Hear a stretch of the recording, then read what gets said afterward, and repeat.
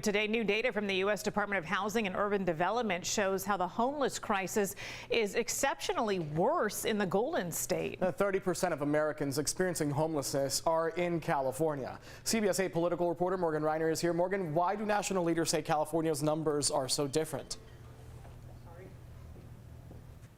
Heather and Jesse, the president of the National Coalition on Homelessness, wanted to warn everyone the numbers you are about to hear are likely worse than they are in California and across the country. This point-in-time count does not count homeless people who are living with friends, staying with families, staying in hotels, or living in more rural areas. About 172,000 homeless people live in California. The state had the largest rate of increase in its homeless population in the country at 6.2%. Heartbreaking, but not a surprise.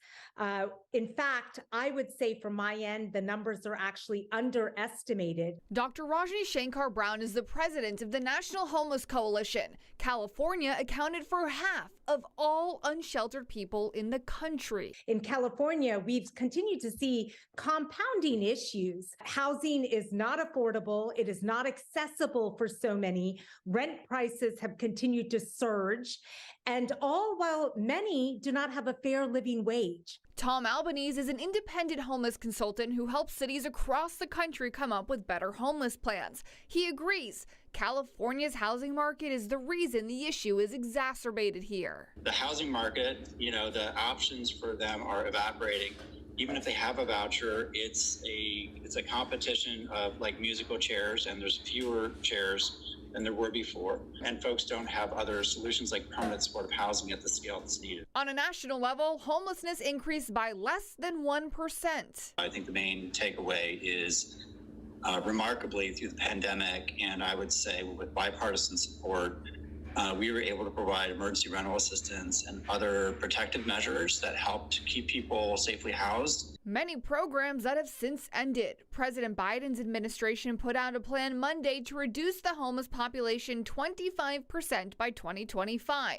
Both think it's achievable. We have more than enough resources in the United States to end homelessness. There is no doubt we are one of the wealthiest nations in the world. What we need is the political will.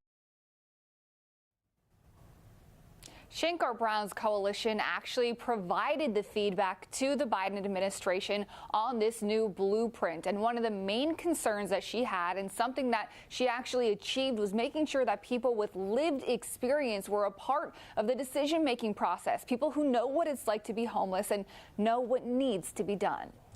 Now, Morgan, both of these people agree the lack of affordable housing is the big issue in California. Do they see anything that the state is doing right to fix that?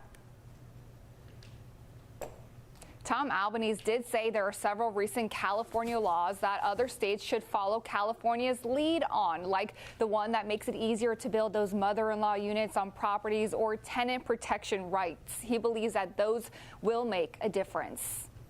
Morgan Reiner reporting live from Sacramento. Such a complicated issue, Morgan. Thanks. Absolutely.